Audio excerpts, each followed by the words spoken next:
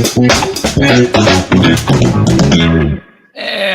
excuse me, and welcome back to CSS Podcast. I'm your host, Dave Wolfers. Gentleman in the middle is my son, Sam, and the gentleman on my right, your left, is Charlie Crawley. We're excited about today's show. Before we get going, it is Mother's Day. We want to give a shout out to all the moms out there. Hopefully, you all had a wonderful day and your kids got you something nice, or at least called and said Happy Mother's Day and talked to you for a while. So, with that, gentlemen, how was your week and how are y'all doing today? Pretty good. Can't complain. Yeah, week was okay. Weather was better this week. So that was a little bit of rain, but able to get outside some. Yep. That is true. That was good. We were out on the track quite a bit, football field for class today or this week. Working hard. Very hard. We got in at least 5 miles a day walking. Yeah, that's good. so yeah. But yeah, we've got a good show for you tonight. We're going to talk, obviously, FC Cincinnati and the Reds here. Great week for the Reds. And then in our topic of the week, we will have the Bengals. We'll talk a little bit about their schedule, some of their key matchups that we're looking at, and some of the key games we're excited for. And then if there's anything that we were a little taken back by from the schedule, the NFL schedule, if there's any conspiracies there, Sam, I know you've got the corner on that market there, so you can go with that schedule release being any conspiracies, but well, who they're playing, when they're playing, those type of things. So I mean, a little bit. There's some, there's a hockey one floating around that I've kind of had my ear on. So watch out with their lottery, but we don't need to get into that. We're not a hockey program. We're not. No, we'll have to check our resident hockey and see if Phil Farr has that. All right. So with that, let's go right. Let's dive right into FC Cincinnati. They did host New York City for the U.S. Soccer Cup Open Cup and won 1-0. Takeaways from that, gentlemen. It was just another game like they've played most of their games so far this year. Low scoring, great defensive performance, and they kind of just got a goal when they needed it. Vasquez scored the 56th minute, so pretty early on in the second half, and then they just kind of hunkered down and saw out the lead. We had mentioned, be interesting to see their lineup, and they were about 50-50 on normal starters versus getting some reserve guys in there, which is kind of what I was leaning towards thinking what they were going to do, and that's what they ended up doing. So to have that squad rotation and still get a win is good for some of the guys that don't start as much or see as playing time. We got another great performance by the defense, another clean sheet, and they're moving on to the round of 16. All right. Charlie, anything from Europe? I echo all those comments. It's how they won. I should have pulled up their list of records or games this season, but I feel like almost every game's been a one goal difference game, especially their wins. Yeah. A lot of 2-1s and 1-0s. And last year was more of the 5-4s and 4-3s and 4-2s and those kind of things. Yeah. So, again, 1-0. They score, play good defense. Different goal. They had their backup goalkeeper in, Alex Kahn, in for this game. So, as I was wondering how they would play it, especially at this round. They're still 32. I think 16 they'll probably play it about the same. I don't think they'll go full go till I almost think like maybe the final four before they go, 100% with the starting lineup kind of thing. So they're still, especially when you're tied for the best record in all of MLS, that's your primary goal right now is to continue that and go for a top seed and then go for the tournament. So it's good. Vasquez scored. He still is, way behind his numbers from last year. So I think the more he scores, hopefully that'll snowball, especially with Brenner kind of, again, not completely out of the picture, but moving that way.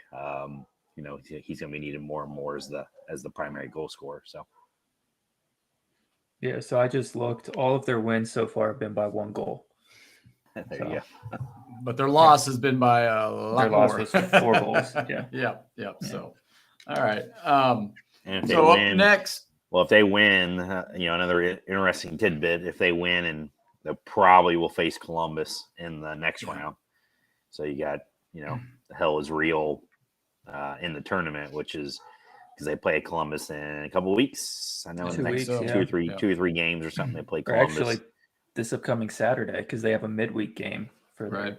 Then they play Columbus after that. Yeah. And Columbus was one of the teams they beat when they were in the in the U.S. Open tournament back in the day, 2017 or 18, when they made that run. I want to say Columbus was their first MLS win in that tournament before they made it to the Final Four. So, yeah. And speaking of the next U.S. Open Cup, don't they go to New York? Yeah, play the Red Bulls. The Red Bulls. Yeah. So they'll play them.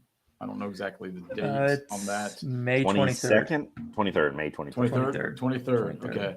And then this coming Wednesday, they have Montreal. Right. So that's not bad. They're mid standings right now, 15 points. So they're a little bit. They're better than they have been over the last few years. They're 7, so they would, as of right now. I mean, you still got a long way to go, but they would make the playoffs if the season ended right now. Right. So good luck to the Blue and Orange this upcoming week, and we'll have some recaps of those 2 games next Sunday night. As long as we're talking about heading out to the baseball front here, one quick little shout out to University of Northern Colorado. They won their conference championship. They came back. They had to beat Idaho State, who was the number 1 seed. They had to beat them 2 games. They came out of the loser bracket on Saturday. They did that, and they got rewarded by going into the NCAA tournament. They are playing Friday night at University of Washington. So shout out to my daughter. She's the athletic trainer there. She took care of all those athletes so that they can make sure they're healthy and be able to perform at their best. So hopefully she's listening to this tonight. With that, moving on to the Reds, one little question, I want to throw out there to you, and it's kind of, just different of the league, and I just want to get your takes on this. But, the NFL, the hype machine that it is, and leading up to the schedule release, it was, hey, we're going to release one game on this day, one game on that day, one game on this platform, Good Morning America, CBS, all that kind of stuff. So, compared to the MLB schedule where it just gets dropped on a Tuesday in February or whenever it is, and it just gets dropped like at 10 o'clock. Thoughts on, the different leagues and their schedule releases? I mean, there's only so much baseball can do. There's too many games unless you did like a series by series thing. But even then, now at this point, they're playing everybody. So there's not real, I mean, your opponent's going into the NFL anyways, but I don't know. The NFL is just, they're the best at marketing their sport. They have been for a while. Baseball is probably the worst. So, you throw those 2 things in, and this is kind of the result that you get. But there's a lot of familiarity with the divisions. Baseball's changed their schedule a little bit, but before, the past however many years since they went to 30 teams, you played your division opponents 18 times. Now it's 12. So there wasn't really that excitement. It was like, I will see them this month anyway, so who cares, So yeah, I don't really know. I don't know that you could ever drum up excitement for an MLB schedule release. No, I don't think you can, but you could at least drum up for some big series, right? I mean, I think Yeah, you could. the Yeah. Reds, they just dropped their City Connect uniforms right yesterday. Um, I'll get your opinions on those here in a minute, but that was, it was all over social media. It had other people, I mean, Mo Egger got his own, autographed one. A couple of other people who are in the broadcasting world got a City Connect uniform with their name on it. So they're drumming up a lot of interest in that. But the schedule, opening days, obviously that is in itself an event. But the Yankee series that they could really have made a big deal out of that. A couple of others that like Benintendi and Kansas City coming back in. I mean, you got to sell that somehow. Yeah, or the White Sox. I mean, coming back into town to say, hey, hometown boy, those type of things. But there was nothing like that. Whereas the Bengals, I think they would do a better job at. And it could be just the nature of the beast as well, with 162 versus 17 games. Yeah. And I think they have tried to broadcast the Yankees series. I mean, I've seen that on billboards around the city, and that's when the City Connect used is for the Yankee series. And so, I mean, I think of anything, that's been where all the attention has been put. And in the years past, been the same with the Red Sox, or they probably would hype the Angels if they were coming here. It's just, I mean, how up can you get for the Pirates and the Brewers and I mean, even in the National League, who's your team that's got stars and people around the even city know who they are? I mean, the consensus is typically the Dodgers or the Braves, and who on either of those teams would get anybody around Cincinnati that excited that they're coming here? So it's just whether it's marketing, whether it's just baseball and the social, how it is in society at this point, and it doesn't have stars known to the general population like even the NBA. I mean, the NBA, the stars are known a lot better. Maybe that's younger generation kind of thing, but younger generation runs social media, and so that's where the word gets around. So I don't know. I honestly don't know what baseball could do to for that at this moment. I mean, they would this have to be a gradual. How do we market this better and get the word out better and that sort of thing. So I think you have just the bottom line. You have the younger generation is not as involved in watching baseball. Plenty of kids play baseball, but in terms of watching baseball, I think you also are dealing in just is what it is. I mean, the demographics of who plays what and who watches what. I mean, NFL is way, way more diverse in terms of who plays, who watches, all those kind of things. It kind of cuts across all demographics. MLB, I would say, is probably last. Hell, it might be behind soccer. I mean, in terms of that. So, go to a Reds game and see who's there. Go to almost any summer baseball game and see who's playing. Go to a high school game and see who's playing, and you'll get a little bit of your answer as to what some of their issues are. Yep, good points. All good points. All right, let's go ahead and review the week. It was a good week for the hometown 9, 4-2 on the week. It took 2 out of 3 from the Mets and Miami as well. A little disappointing today, but they had an early lead, 1-0 lead, and just couldn't hold it. But they got dinged by the no-name bad pitcher that they have historically been. I mean, the dude is not a good pitcher, and he shut him down for 6 innings. So, yes, I have a specific Reds question. Okay, not philosophical. I mean, this is straight to the core. How the heck are the Reds 18-22 even? How are they even close to 500? I mean, they basically have 2 starters. They have, any of he would consider starting 9. I bet. I mean, how many of those guys would be even on a average base, other MLB team would be in the starting lineup? Maybe 2. Okay. Yeah, that's what I'm saying. 2. Yeah, 2. Maybe 2, but that's my point. It's 2. Yeah. And so again, they, somehow they're almost 500. How many from St. Louis would? Quite a bit. Really? Goldschmidt, Arenado. That's 2. I don't think anybody normally else. Gorman's having a good year. Edmund O'Neill would too when he's healthy. when he's healthy. I mean, I don't know. I mean, Well, the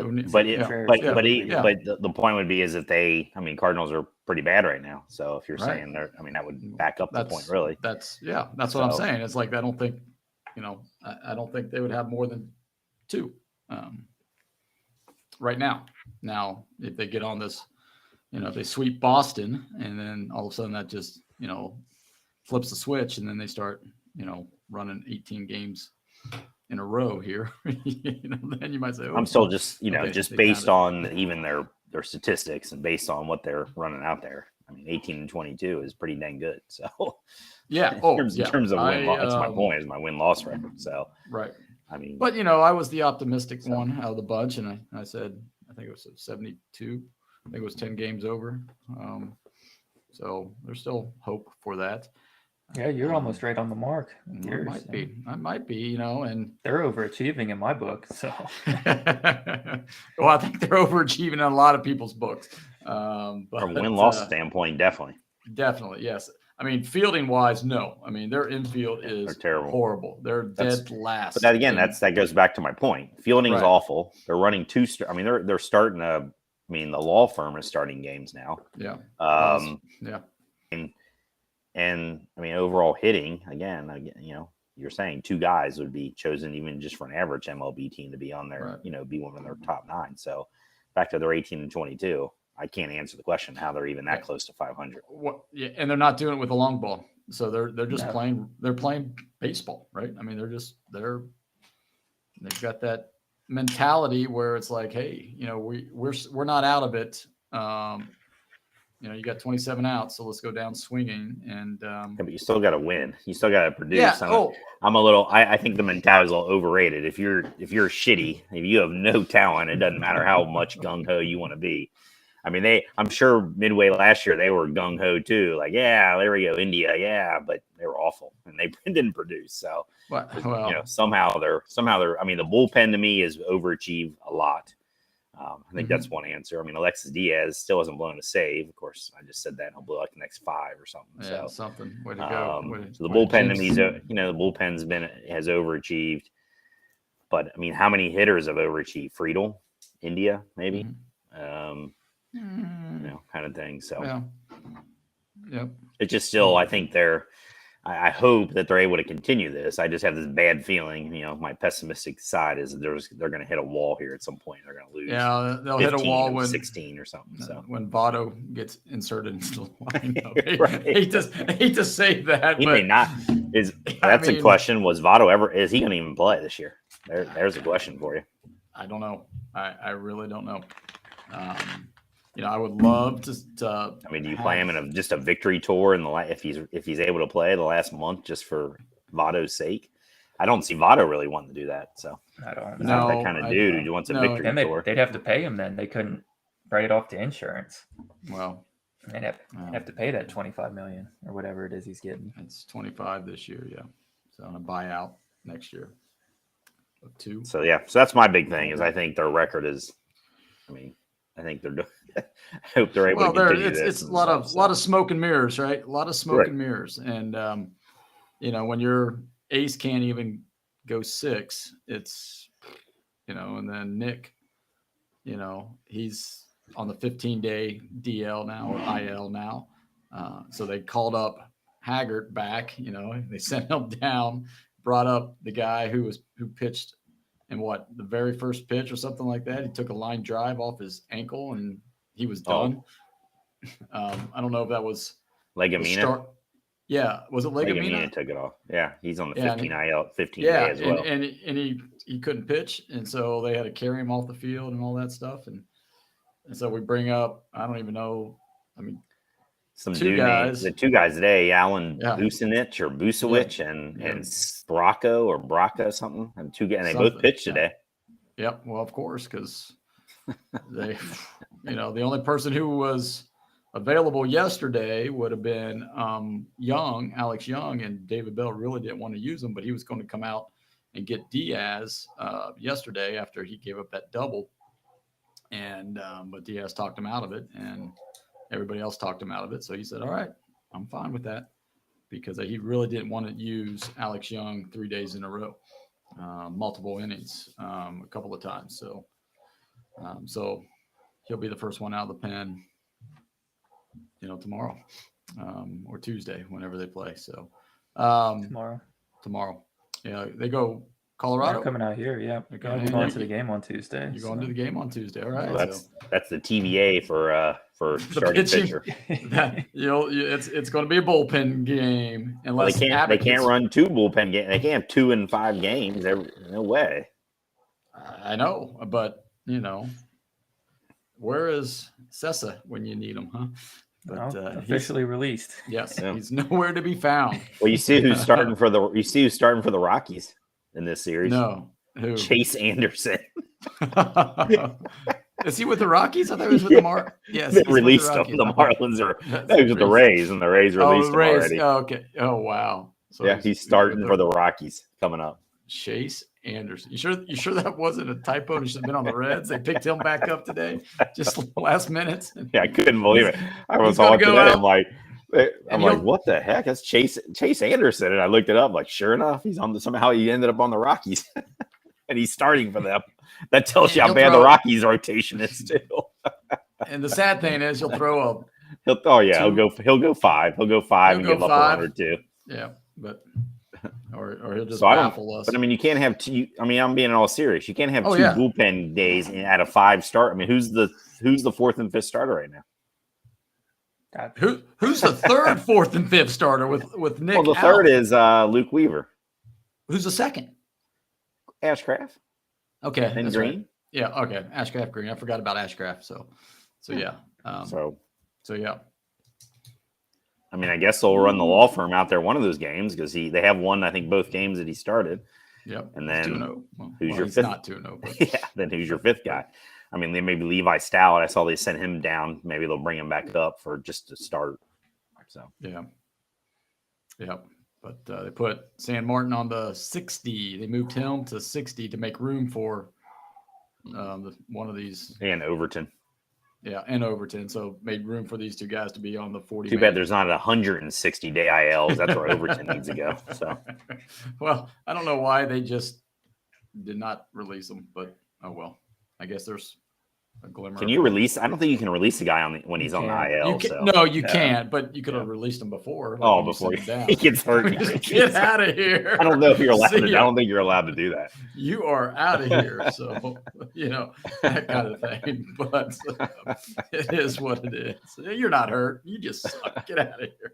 You're on the 162-day IL. Yeah. Don't come back. Oh, mercy. There should be a can't pitch IL. Just you're terrible. So yeah, that could be getting me. There could be 2 things. I'm actually interested in following the Reds this year more than last year. But there might be two moves they can make where I might go into a boycott mode, and that's if Overton ever pitches again for him, or freaking Matt Reynolds comes back up. If either of those 2 things happen, then I thought Matt Reynolds might have gotten the call up when who got injured. Oh, when who was the outfielder that just got hurt? Wasn't there an outfielder that got hurt? Friedel, yeah. But he's not in IL yet. So not yet. So they're hoping that if he goes in IL and they don't bring McClain up, the stadium might burn down. I mean, so many people are so pissed off right now about McClain's an infielder, though. They gotta have an outfielder. He played outfield in college. So but hey, you can move Senzel back out there. Stu is playing center. I like Stu. God. All right. Moving on. Matt Reynolds ain't no outfielder either. well, then he's not. Yeah. Hopefully he won't get called up then. So he's not an infielder. No. he's never mind. So. All right, moving on. Top performers. Who do you guys have for your pitcher and hitters? I'll start with the pitcher. I went with the law firm. He started 2 games, and they won both games. I mean, he only pitches an inning and a third both of the games, but he hasn't get up a run in either of those and set the tone. They won both games, so I'm going with him. All right. I Sam? went with Alexis Diaz, 3 saves this week. So, and like you mentioned earlier, hasn't blown one yet. Knock on wood. So He didn't blow that when he was trying to get the 5-out save the first time against the Phillies? Mm-mm. Was it a tie ball game? Did he get Maybe. the loss? Yeah, I think maybe. he just got the But loss. I think. I just see. saw I something that thought said I thought he had to get. He was he's going one of for the only 5. like 3. He's one of only 3 relievers or something that have no blown saves. If you at Hmm. least have 8 saves or something, I just saw that the other day. Because I thought because David Bell left him in to get, Yeah, go 2 innings. he wasn't credited with the blown save there. So if So it it must was a have been tie game tied. when he came in, then that's not a save situation. Right. So Right. yeah, because he's got 0. So All right. Well, I think that's just he's got a yeah. loss. So I'd assume that's The where the loss loss then. came Yeah. from. Yeah. Okay. So you can't give him a double whammy, a blown save and a loss. You don't want to hurt Well, you can, anybody's. but if it's not a save situation, can't blow a save. Well, Which I'm guessing, I don't remember, but I'm guessing that must have been what it was. Because he did lose the game, but it must not have been a save situation. I'm trying to pull it up here right now and see. Let's see here. Well, as you're doing that, I had Diaz as well, just because he did record his first ever 5-out save of the week, and like you said, he had 3 saves, 3 out of the 4. So, that was kudos. Yeah, to I'm him. not sure why he wasn't credited with a blown save because he came into the game when they were leading. Yeah, they were up 1-0 when he came in. So I don't know. Oh, Did the because Reds probably tie there was it? guys on base. There was guys on base, and it wasn't the guys that scored weren't maybe. credited to him. Maybe That would have been what the that case makes was. sense then. Yeah, so that was it's just a loss. well, yeah. But that's But- still a but safe. Well, because it's that's not a the safe- ninth though. It's not the ninth Nah, that's when true. he came in. He came in the 8th. Yeah. So, in it that wasn't- instance, it would. So it be was a save. hold that he did not get. Yeah. So okay. Yep. No, they just. All right. Well. All right. Hitting wise, anybody stand out this week? I said Fraley, 3 home runs, 2 in one game. He's team leader now with 5. Team leader in RBIs, I think, with 29. I think it was. I don't know where it went, but I think he has 29. So I mean, he's leading the team. Our boy JV, that'd probably be our last time we talk about him being a leader. Yeah, he's no longer in the lead or tied. So I think Steer passed him as well. So yeah, I think so as well. But yeah, I had Fraley as well. So I added 412 this past week. So yep, that's unanimous. That's who I had. So it's kind of sad when out of the 9-10 players, everybody has the same one. So that goes back to your point there, Crawley. If you take bats players, you can take Ellie De La Cruz. You see that one game he had where 3 balls he hit over 116 exit velo? Yep. Never been done before. Never been done before by a team, let alone a player. Right. And he did it from both sides of the plate. Yep. Hit the home run from the left side and then. Yeah. Yeah. And then the article in the Atlantic, I guess they were talking about why aren't they being called up yet? And Nick Krall was actually at one of those games, I think right before they went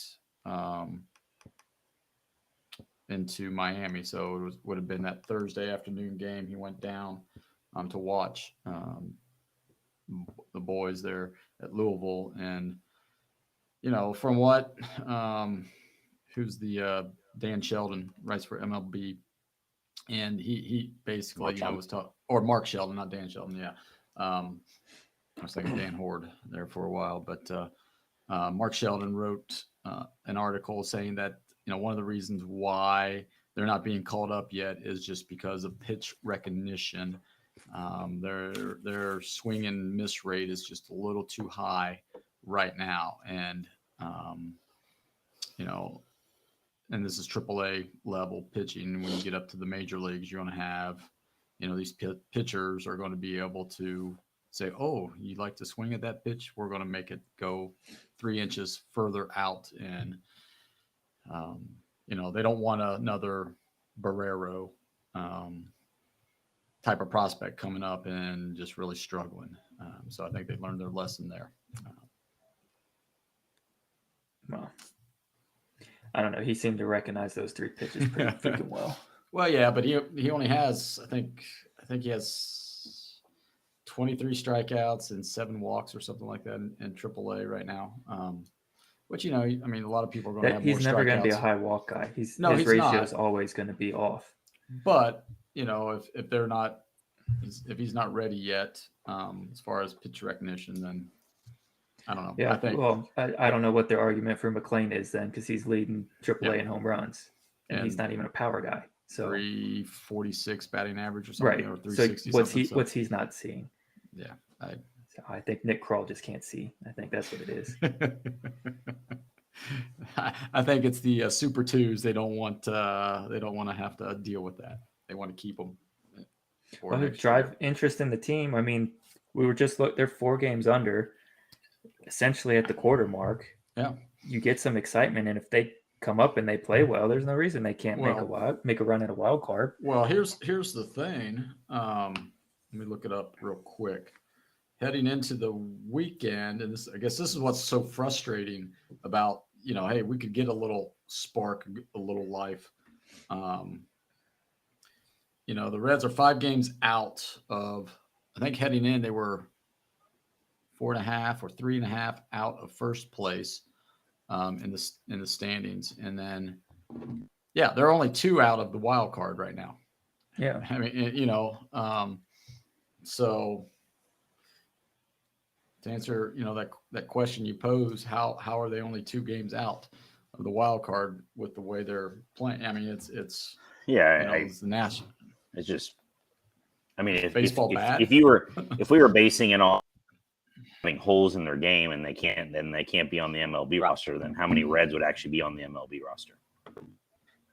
Right. I mean, every one of their players has holes. I mean, Fraley can't hit against left-handers. Friedel can't hit against left-handers. That's what David Bell says. So that's a pretty big hole. We can't hit against left-handers. Yep. Newman's awful in the field, and Barrero is awful in the field and doesn't put effort in. He's still up here. His pitch recognition is great. He's for that. Well, but that's why I was saying they don't in the field. That's why I was saying, Sam, that they don't want. Yeah, well, they gave him 3 years to figure it out, and he couldn't. So what I'm saying is that I don't understand. I mean, you can't. I mean, I know they're trying to say that, and Mark Sheldon is definitely a Reds apologist. He never speaks negative of them, which is a typical Reds. I mean, I can't imagine that New York media with the dumbass dad and son, they would rip those 2 apart. But that I don't. Every time I hear that, I'm like, well, then the Reds wouldn't have anybody on the team because every single one of them has a hole in their game. So just because they're old and they still have a hole in their game, at least if you're young, you can get rid of the hole in your game. If you're 29, like Kevin Newman is, then I mean, his game is developed. He's never getting better. But you're cheap. So, you're not cheaper than a AAA guy. They're real cheap. As cheap as you get. Well, yes, but until you have to up their ante. Sure, in 3 years. You don't have to pay them anything above the minimum until they hit arbitration. I mean, I would say the only argument you can make is what you said, Dave, about the Barrero thing, that they're worried about if they bring them up because they're not winning anything. Bottom line, they're not winning anything. So we don't want to bring them up and rush them and get it. And all 3 of these guys are Barrero 2.0 in the next year or 2. Then what are we going to do? I mean, our whole team, our whole future of the Reds organization is based on 5 guys basically becoming above average, if not all-star level, MLB players. So if we bring them up too early and that doesn't happen, then what are we doing? And then we're really screwed because we had nothing outside of that. And we can go to FC Cincinnati games and that's going to happen anyway this summer. So. fill that stadium so that way when we look across, and we can see, there's 6 people in the Reds ballpark. So all right. Worst performers of the week or somebody who should be out of here. I went with Kevin Newman just because, again, he's Today was horrible. I mean, again, the Cowboy is of all of them is the most realist of anybody in the announcing team. But he's ready to like go punch Kevin Newman on his own. I mean, every game, he's like, if we could just get a shortstop that could field the ball. I mean, he was. So, when because Weaver actually pitched pretty well today. Yeah, and the first inning was like high stress because Newman could not field 2 ground balls hit to him. And then later on in the 3rd inning, I think the same thing happened. The Marlins leadoff hitter had 2 hits that did not travel more than 40 miles an hour off the bat, and Newman couldn't field them. But your options are limited on the 26-man roster. So I put Newman just because he's kind of pointless. Yeah. So yeah, do you have I'll anybody agree with that. I didn't really have anybody at all, but I'll second you guys. I'm looking at his stats here. His defensive WAR is already minus 0.5. So I mean that's insanely bad. I mean, I'd rather them just play Barrero and just give them until they bring somebody up. Just play Barrero. At least we can. I mean, we think we have an idea, but I mean, he's at least younger and has a chance to improve, whereas Newman is who he is. So right. All right. Did you have somebody different? No, I mean Newman. I mean, after today's performance, Newman is the guy. So yeah, we'll move on. We'll talk Bengals here when we talk the schedule. Some news and notes. I don't know if you guys saw. I mean, we're talking about Nick Ladoto about he's on the 15-day IL, but David Bell was saying that realistically 4 weeks before he's back pitching today or pitching with the big club. So 4 weeks with a calf injury. Yeah, was he Zion Williamson or something? I don't know. It's heel calf. They're talking about they had orthotics in his shoes, and that actually made it worse. So now they're just trying to find the root cause. He's in a boot right now. Just shut him down. Yeah. Shut him down. Well, bring up Abbott. Let's go. Bring up Williamson and just put law firm number 5. Let's go. We can make it. But yeah, it is what it is. All right, we're gonna segue into our trivia contest here. So if you think you know the answers to any of these trivia questions, you can always find us on Instagram or Facebook. And we are live streaming here on YouTube at Cincy Sports Scene. And if you know it, put it in the chat, and we'll give a shout out to you, etc. So last week I had the question, and the question was: Jonathan India hit his 9th leadoff home run for the Reds, tying him with Barry Larkin for 3rd place. Who is number 1 and number 2 in Reds history with most leadoff home runs? One had 18 and the other had 10. You guys guessed Pete Rose. He is number 1 with 18. And you have a guess at who's number 2? You had a week to think about it. I don't know. Yeah, if it's not Eddie Milner, then I was lost. So. Another sweet swinging left-handed batter, Cal Daniels. Yeah. All right. So, and then I guess you, Crawley, have the trivia question for this week. Okay. I'll have to credit the Cover 3 podcast for inspiring this question. So there are 4, and hopefully my Googling search was correct.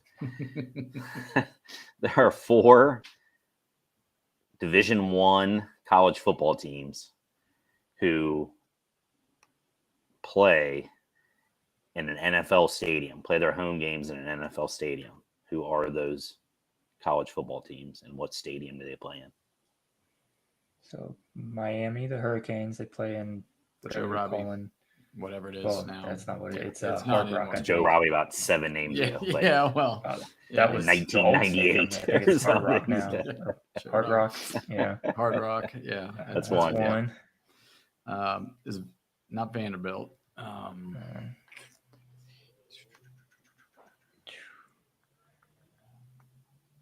Does Navy?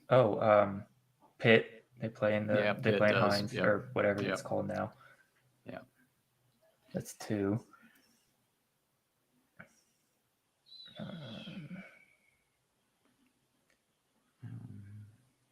UC did for that 1 year. Yeah. Division 1. What about Arizona State? Mm-mm. No, No. they don't play. Not Arizona, because that's the South. Arizona State doesn't play in the Cardinal Stadium. No, I mean they might play certain games there, but they Okay. do have their own Cardinals stadium. actually used to play in their stadium before they built theirs. Before they built the new one, Oh I yeah, think. that's right. Well, Detroit Detroit Mercy playing in the Ford Field right now. Is it What FBS do they have, or like club? What do they have, like club football or something? Something. is it FBS or is this FCS too? FCS, yeah, FCS or FCS too? FBS. This is Minnesota? No, nope. No, they've got they their have own. their own. Yeah. Wow, that's a good one. I should have Wow, so we got 2.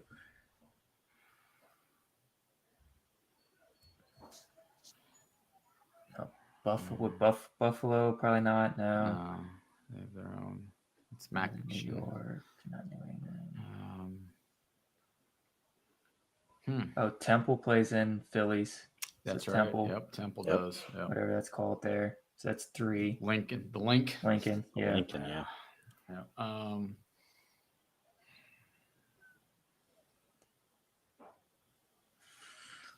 don't think Not anybody the plays in University of Indianapolis. Washington. They play in. They don't play in. No, they got that Seattle. really Seattle, nice that's stadium right there on the Yeah, lake. On the lake. Yeah. The Sound, Puget Sound. What about UNLV? No? Raiders. Not according to my research. I don't know if they do or not. Well, they would kind have. of I mean, the Raiders stadium's only been there for a few years, so they would have Right, to have their yeah. own stadium to play before that. Yeah. There used to be 5, but once So one of the San NFL Diego teams State- recently moved, that was the 5th So one. But that was they the have their fifth own one. stadium. Which one? San Diego San Diego State. State, yeah, they played in the Charger Stadium. But Well, and you had when the Raiders don't moved anymore. too, so you had the Coliseum where they played, like in LA when they were in LA. The Raiders. Oh yeah. Oh, like You meant USC 2 playing minutes there, you ago. mean? Oh, Yeah, a long time ago. Yeah. In the 80s. I was gonna say that might have been before Anybody- Joe Robbie Stadium was still the yeah, name. it was because Marcus that was the Allen. Orange Bowl. They were playing in the Orange Bowl back then. So is it Tampa Bay? Is there a team over in Tampa Bay? Oh yeah, South Florida plays South there. Florida. Yep. There South we Florida. Yep. There it is. We There's got the it. 4. We don't mess around. Hey, oh, that's another show, so we better not say that. We're gonna get sued now. Yeah, I doubt it. All right. So hopefully we didn't spoil it for you, but you can always stop the recording, try to answer, and then we'll be back next week with a new trivia question. Sam will have that. So moving on to the topic of the week, talking football. The NFL's released their schedule on Thursday.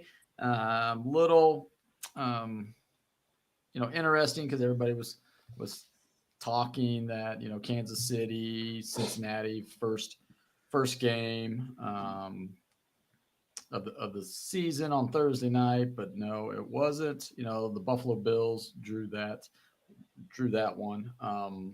No, the Lions did. The Lions. The Lions. Not the Chiefs, Bills. Yeah, that's what I meant. I was meant. That was definitely a curveball. No one was predicting. It was. I mean, the Lions have 4 games on prime time, which, I guess, they're those up and coming. Well, they better hope they're up and coming. Yeah, because it's They'll be getting flexed. They thought the Broncos were up and coming last year, and those were dreadful primetime And games. they're doing the same exact thing with the Jets and Aaron Rodgers. They're Right. on 6 times. So Yeah, they it's, better hope the Jets are what they're hoping they are. yes.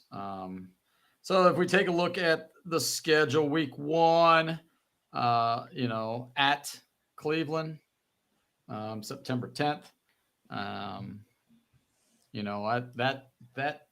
I hate playing divisional games to open up the season just because I just don't like it. Especially when not everybody plays a division games. opponent to Right. open. It's so dumb. Yeah. Like So, the Steelers and Ravens aren't playing each other. No. So No. like what are we doing here? Yeah. It's stupid. Yep. And then we got to play the Ravens week 2, back-to-back division games. Right. Yep. So that's what I wanted to take away. Opening week is opening 2 weeks. You got 2 divisional games. If we do the Zach Taylor thing that we can't have the 2022 start. No, we cannot because 2022 we were 0-2 only, but 0-1 in division. This could be 0-2 right in the division, and that's going to be hard to come back to take the division title. I think if you're down 0-2, that's going to be really hard. That was maybe my number one takeaway is just starting the season with two division opponents, and the Bengals have not been good starters, and the Browns just traded for Za'Darius Smith, or I think his last name Smith, dude from the was the Packers and Vikings, and so now they're going to be rushing 2 guys off the edge, and the Bengals have any semblance of an offensive line resembling last year at the beginning of the year, then that's going to be a problem. The Ravens are going to come after them, so so they need that offensive line, much as we talk about it. That's my number one, not even a criticism, just my number one concern, I guess, from the schedule is right there. So week 1, I think. Well, week 1 and 2 division. Yeah, 1 and 2. Yeah, opening 2 weeks. Yeah. So, and they're both not prime time. It's kind of funny. Another takeaway is I can't remember who, somebody in the Inquirer or one of the beat writers for the Bengals, or national writer for the Bengals, he was like saying, you can say bye-bye to the 1:00 game, Cincinnati fans, because your Bengals are going to be all over the 4:00 window or the primetime games. And 1, 2, 3, 4 out of the 6 are at 1:00. The first 4 out of the first 6 are at 1, and then they have the primetime game with the Rams, and then the 4:00 window out at Arizona. So. And they do have several of those 4:00 games. I mean, they'll have the top announcing group from whoever that is when those games. Right. I mean, those are almost primetime games. So the standalone games and stuff. But I don't know. The guy just was, how people are. They want to hype it up and hot takes and stuff like that. And we don't do that here. We just give the facts, and then we just try to figure it out as we go along. So. Speaking of the prime time games, which game most interesting to you? So once again, for our listeners, we got week 3, the Rams Monday night at here, and then the next prime time game looks like another Monday night, November 5th. That's the Sunday night. When's the Sunday night? That's Sunday night. The Bills. Sunday night. Sorry, the Sunday Bills. Night. Sunday night. Yeah, they weren't going to put that on Monday night again. No. Sunday night. And then the Thursday night game at Baltimore. Or actually, it's at Baltimore. Yeah, at Baltimore. And then they have the Monday night game at Jacksonville. So which one of those 4, anything speak to you? What are you worried about? For me, it's the Bills. I think that'll be the best team that we play on a primetime game. It's home Sunday night. And I mean, Bills are probably going to be the second best team we face all year behind the Chiefs. So I think that's a game that you have to win if you're going to take the 1 seed, because the Bills are playing for the 1 seed also. So that's just a game that you're going to have to win. Yeah, and I'll say the Ravens because you're now later in the season. Depending on how those first two games go, I mean, you always say must win when you're talking division games. At that point, if the Bengals are going to be who we're hoping they're going to be, they better be playing well by, I think it's week 11. That game. I don't care that they're playing 11. At Baltimore. That should be a win. So, so that's one that would circle. Thursday I'd circle night. Largely with the division. So because of a divisional opponent. Yeah, that makes a lot of sense there. I mean, I would probably go week 9 just because week 8 they'll be out at San Francisco. So you go week 8, week 9, boom, boom, right? San Francisco and then Buffalo. Granted that that's a home game for us, the Sunday night game. But I just think, San Francisco with their edge and pass rushers out there, that could not bode well for our line and, Burrow. But yeah, I think that's, to me, I think it's the Buffalo game as well. Any surprises, from the schedule release, like besides, I think, opening up with 2 opponents, divisional opponents, week 1 and week 2. Any changes that you might wish they would have done, or just overall thoughts of the schedule? Not so much a change, but I'm kind of surprised that we're playing the Chiefs late in the season again. 2 years in a row where we played them, in the last 4 or 5 weeks or so. And this year, it'll be second to last week again, week 17 again. I do like kind of New Year's Eve kind of. I think that's pretty cool. It'll be a New Year's Eve game. One thing that I did see, the Bengals petitioned the NFL to be the Black Friday game on a yearly basis, which I thought was interesting. They were shot down, so who knows why? But this week they were shot, or this year they were shot down. Yeah, for this year, because they actually were, the people in New York, because New York's the shopping mecca of the world on Black Friday, and how cool would it be to have a New York team in there, right? It makes no sense, because don't you want them out shopping? Yeah, you would think so, but no, it's because it's a bunch Aaron of Rodgers. Aaron Rodgers. The one game that Jeff Bezos is absolutely ecstatic that a New York team is playing on Black Friday, because they're all just going to shop on Amazon. Mm-hmm. Yep. So that's what it is because the game's on Amazon. He influenced it. Little conspiracy here. He influenced it, so the biggest city, biggest market's not out shopping. They're all shopping on Amazon. There you go. So that's why they got the game. He's got to pay for that. Like he has to pay for it. Like he needs right. More, yeah. Right? Doing just fine. So to answer, your first question, son, about we're playing Kansas City week 17. What I heard was that they wanted to, that could be for the number 1 overall seed at that time. So makes sense. But then again, it could be it's already been wrapped up, and you're resting your players at that time. Right. I mean, the number 1 overall seed might be resting, but not the people fighting for number 2 for that home playoff game. So, Carl, you got anything? No, I'd say overall I'm fairly happy with it. They don't. I mean, there's always going to be tough games in there. I'd say the week 8 to 13 stretch, other than the Texans, I think that's your stretch. That'll determine a lot in terms of where they're going to go. Mm-hmm. They got a lot of big games within that 8 to 13 sequence.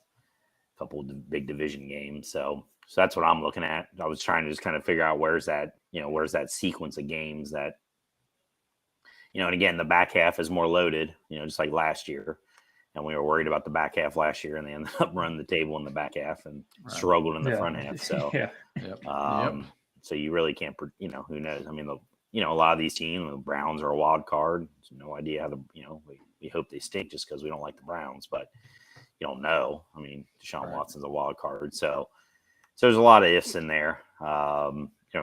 Minnesota should be pretty good. So, it's again another back half game. So overall,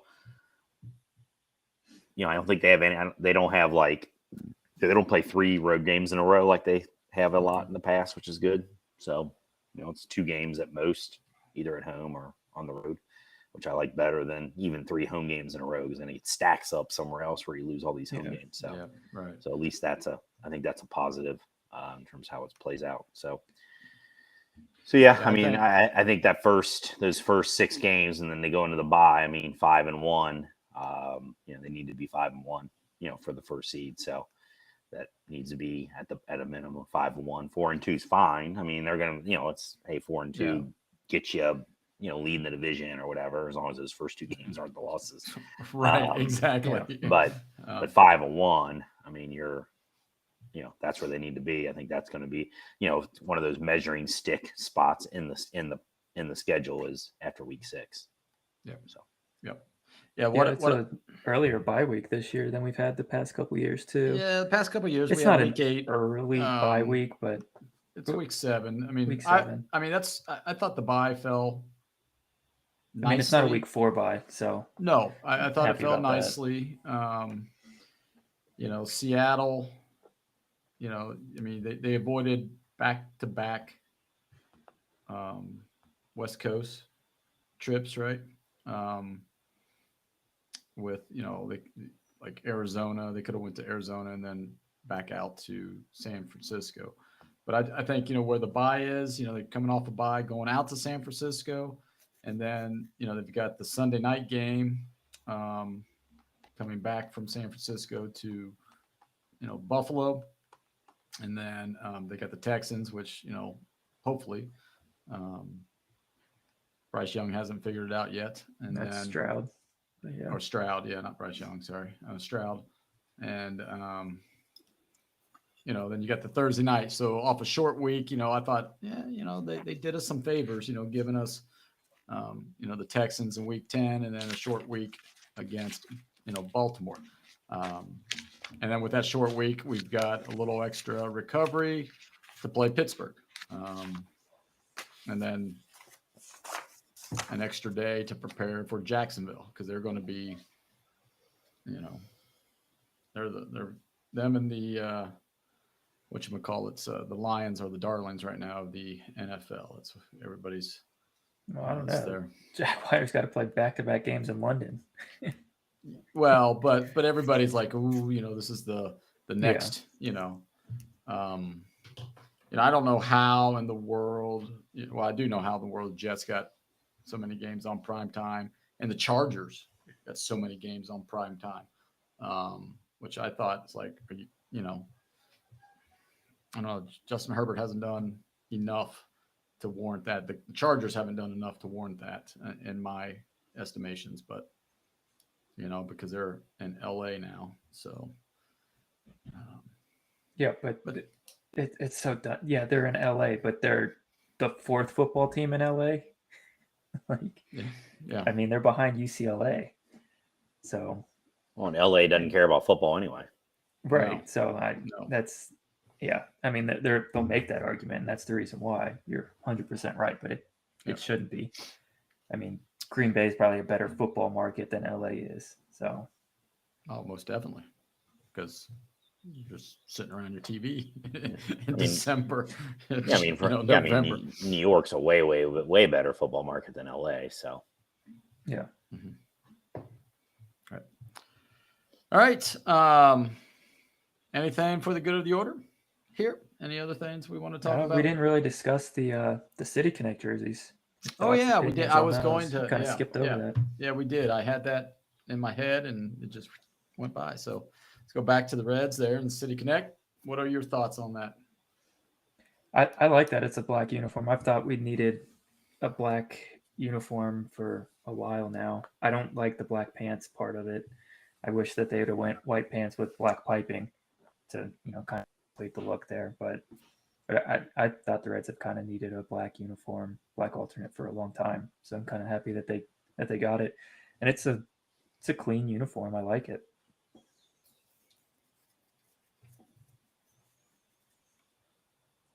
Crawley, what about you?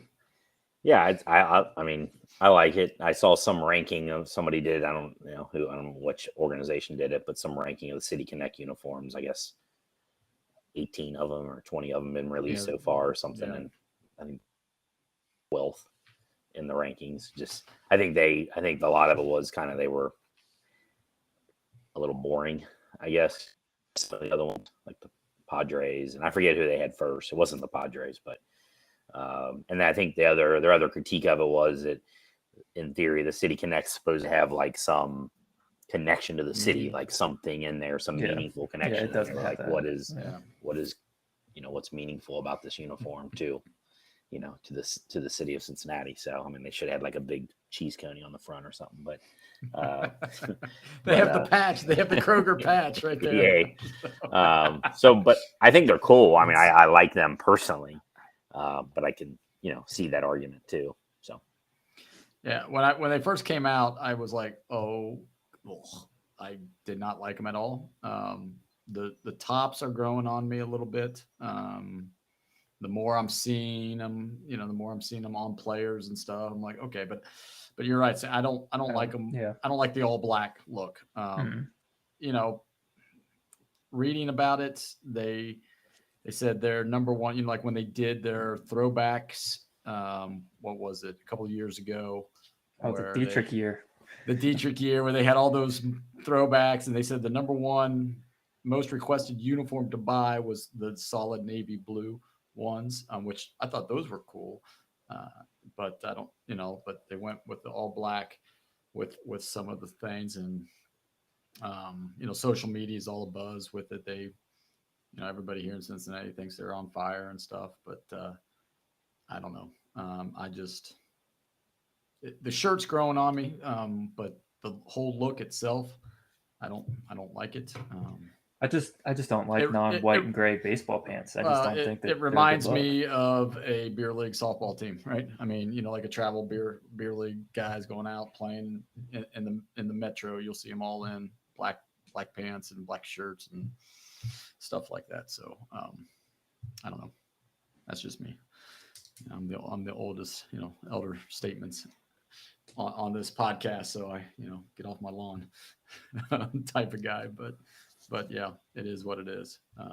Hey, if it generates any kind of positive buzz, if it generates any positive buzz for the Reds, then it's a win. So it's good. Yep. And like you said, they'll be wearing those for the Yankee series. Yep. On Friday night. Every Friday night. Every home Friday. So with I'm fireworks. I'm going on Saturday. Hey. Are you against the Yankees? Yep. Or this Saturday? Yep. Yeah, this Saturday. All right. This Saturday. Good. And you can give us a live report. I don't think is it a night game Saturday? Yeah. Yep. Yeah, because I was going to say I don't think that they'll look good in the day. I think that's a night uniform if I've ever seen one. It's a 4:00. It's a 4:00 game. Saturday's 4:00, 4:10 or whatever. Are they wearing them the whole series? I thought they were wearing them on Friday. I thought for this one they were wearing them the whole series, but maybe I'm wrong. I don't know. I thought I saw this whole series just for this one. Yeah, I don't think it'll look good if it's not dark out. But won't be able to see them. Maybe they'll sneak up and steal some more bases. Won't be able to see them. Oops. All right. Any shout outs to iconic moms? Since it is Mother's Day, we want to end on a note celebrating moms. Any iconic Cincinnati moms that are out there, sports moms that we know of, and you want to shout out to them? all the athletes' moms, I guess. I put a couple specific names down. If that's what you were. Yeah. That's what I was looking for. Yeah. I can rely on Crawley. Oh, I did too, but not for Cincinnati. I was just. I put Cincinnati ones. I put Shirley Larkin. When you produce, have children that are, there's significant, Cincinnati athlete icons. That's pretty good. It's pretty cool. So I put her as my number one. And then I put Julie Istfording. And I assume she's a mom. I didn't even look it up that she was a mom. I just looked up as women. I kind of support athletic, athletes female athletes of Cincinnati. Mm-hmm. And, from a running standpoint and then the Flying Pig Marathon, she spearheads the Flying Pig from its birth, and pretty cool. So, I mean, as kind of a cultural element of Cincinnati is that the Flying Pig. And I put Carol Miller. I mean, Finneytown principal. Senior Hall of Fame. Yeah, that's right. Yeah. Our boss. So Shout out to her. Still holds the single game scoring record or something for female, 46 points in a game, something like that. Nice. Should know, otherwise she'll yell at me or something. But she holds the scoring average, highest scoring average, 19.3 points a game. I'm pretty sure I have the stats up here. I thought she held the. No, I shouldn't. Yeah, 46 points. Yeah, most points at LaSalle in 1994. So I put her on the list. Yep. I had those two. I didn't even think of Larkin, but if you're going Larkin, you got to go with Bell, right? No, I don't. No, I don't. Gotta put, No, I don't. You're talking Grandma Bell, right? Grandma Bell. She produced Buddy, and and Buddy then produced the Offsprings, Mike and David, and all those other Bells, and then we got other Bells coming up as well. But yep. So I mean, I had two of the three that you had, Crawley, on there. So shout out to all the wonderful moms out there driving us around to the games and practices, and just being a team mom. We appreciate you. We love y'all. And with that, have a great and wonderful week, everybody. Take care. See you.